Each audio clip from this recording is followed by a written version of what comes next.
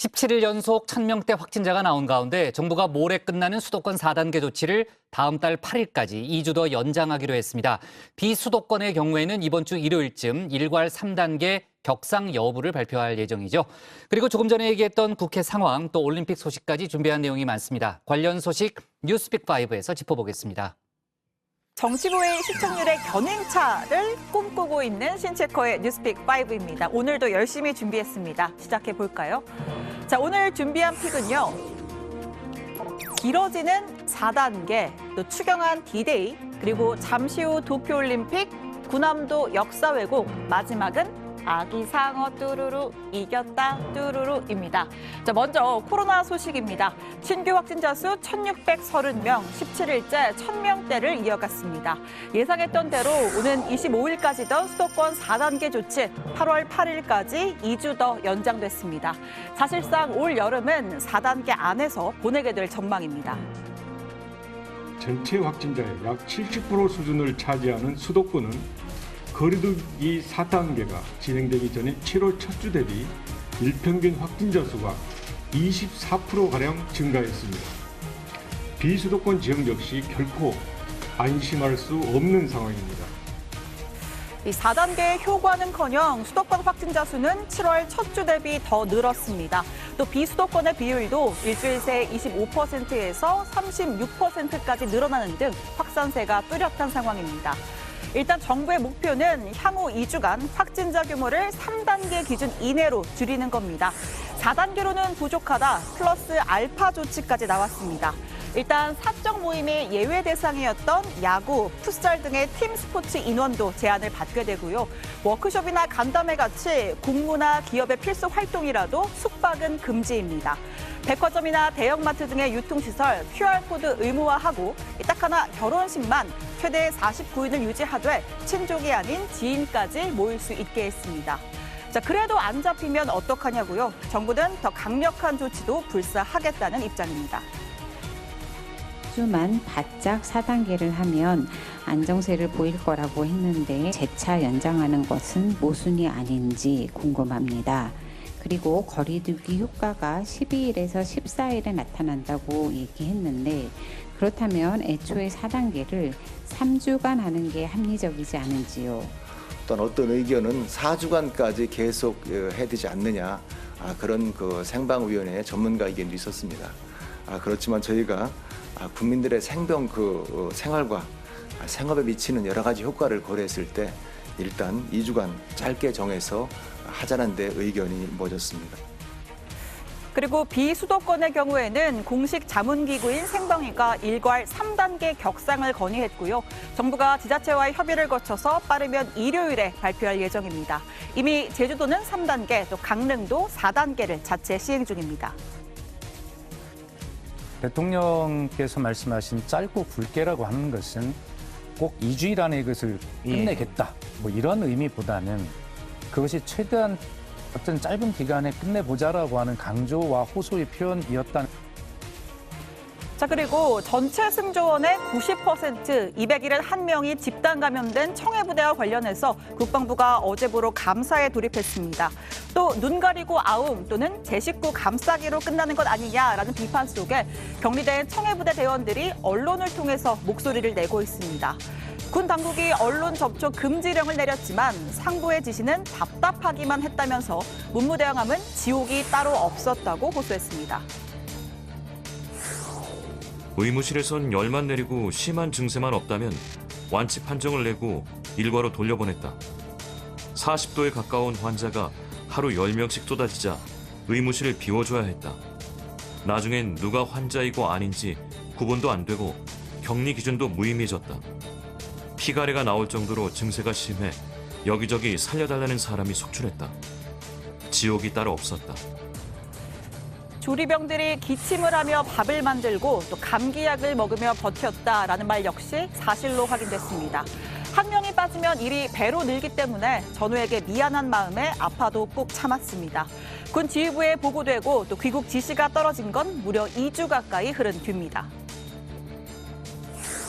확진자, 미확진자 가릴 것 없이 비행기 탑승 전날에도 방역하느라 밤을 새웠다. 교대하는 승조원들을 위한 방역이라는 명목으로 실시됐지만 아무래도 상부 보고용이 아니었나 싶다. 결국 확진자들이 소독한 셈이다. 88%가 확진자니까. 피 가래를 토하면서 지옥에서 돌아온 장병들, 군이 위로랍시고 보낸 국방부 장관 격리품이 또 논란이 됐습니다. 이 박스의 겉면에는 쾌유와 건승을 바란다 문구가 적혀 있고요. 그 안에 든 건 서 국방부 장관과 원인철 합참의장의 편지, 그리고 다름 아닌 고래 모양의 과자와 초콜릿 맛 과자, 그리고 크래커 등의 과자 묶음이었습니다. 한 장병은 목이 아파 삼키지도 못하고 맛도 못 느끼는데 헛웃음만 나왔다면서 국가에 헌신한 대가가 이거냐, 국가는 우리를 버렸다고 호소했습니다. 국방부에게 셀프 감사하겠다 그러는데 이거 말이 되겠습니까? 소중한 우리 장병들, 우리 자식들이 생명을 걸고 국가의 안전보장을 지키기 위해 거기 가 있는데 기껏 한다는 게 이거 과자 한 봉지 보내고 셀프 감사를 해서 면피하겠다 그러면 이건 납득할 수 없는 일이라고 생각합니다. 확실히 짚고 국정조사를 해야 되겠다. 이런 가운데 이달 초 서울 도심에서 8,000명 규모의 대규모 집회를 열었던 민주노총, 오늘은 강원도 원주에서 집회를 강행했습니다. 건보공단 고객센터 상담사들의 직접 고용을 촉구하기 위한 결의대회였는데요. 원주시는 거리두기 3단계, 또 1인 시위를 제외한 모든 종류의 집회를 금지한 상황입니다. 경찰이 차벽을 세우고 건물 입구를 통제했지만 이 조합원들은 군사훈련을 방불케 하면서 이렇게 인근 3비탈을 오르면서 집회 장소 진입을 시도했습니다. 또 곳곳에서 조합원과 경찰 간의 몸싸움도 벌어졌습니다. 정부는 위법 행위자에 대한 엄정한 사법 처리를 한다는 입장입니다. 반면에 민주노총은 정부가 방역 실패의 책임을 노동계에 떠넘기고 있다, 강경한 입장이죠. 앞으로도 집회를 둘러싼 충돌 계속될 전망입니다. 자제를 강력히 요청드리고 만약 반역 수칙에 반하는 금지된 집회를 강행하는 경우 정부는 법과 원칙에 따라 엄정하게 대응하겠습니다. 정부에서 방역 실패한 거를 그곳을 갖다 왜 이렇게 좀 기다리고 그림을 만드시려고 하십니까? 아니지 않습니까? 여기 지금 하나도 절박하지 않은 사람들이 없는데 대통령도 약속하고 총리님도 정말 약속하셨던 거 아니에요? 자, 두 번째 픽으로 가볼까요? 두 번째 픽은 추경안 D-Day입니다.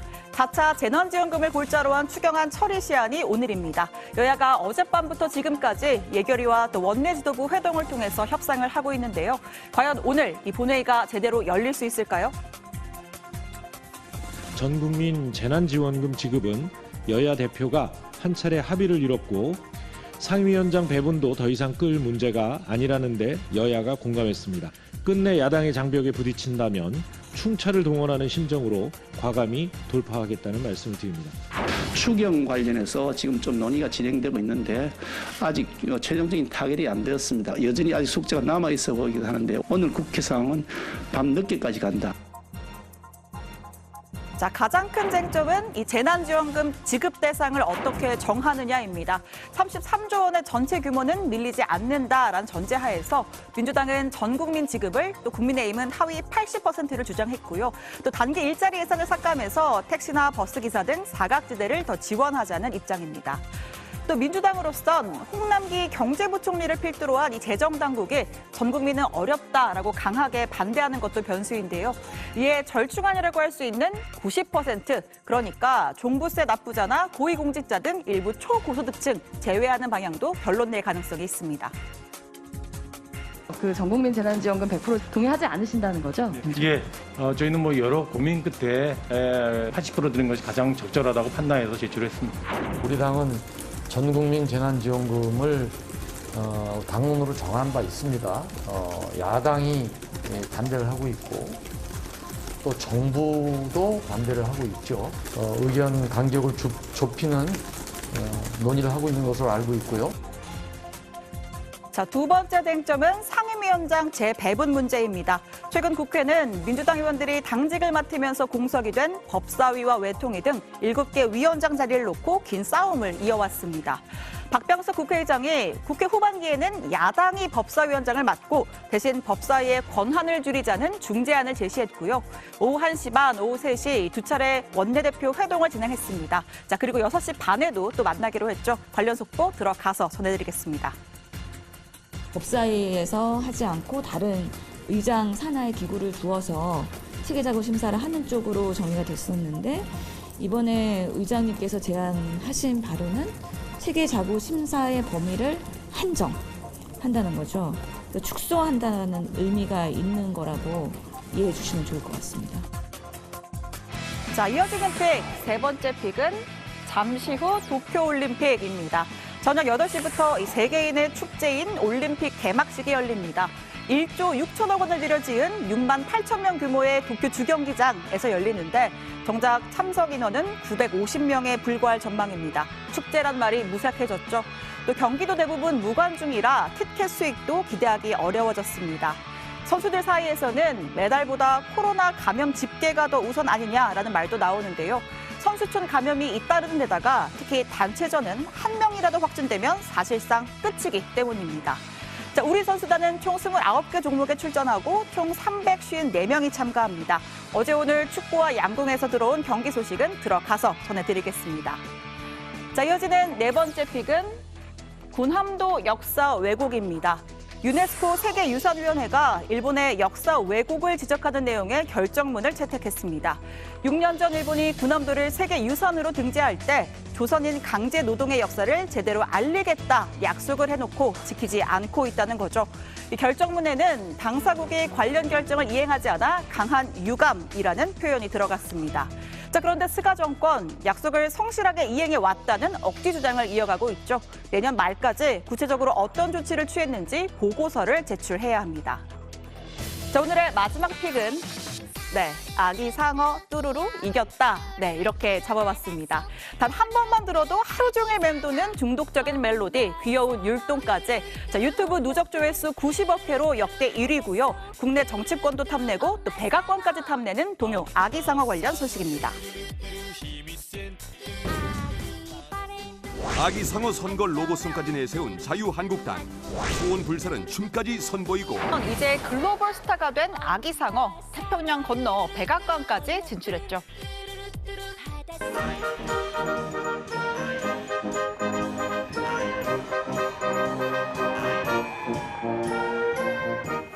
신반장 시절의 발제 기억나시죠? 정확한 제목은 사실 상어 가족이 맞습니다.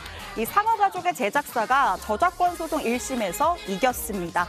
미국의 한 동요 작곡가가 제작사를 상대로 표절이다, 손해배상 청구 소송을 제기했는데 이 제작사는 북미권의 구전 동요를 편곡한 것이다 이렇게 맞섰죠.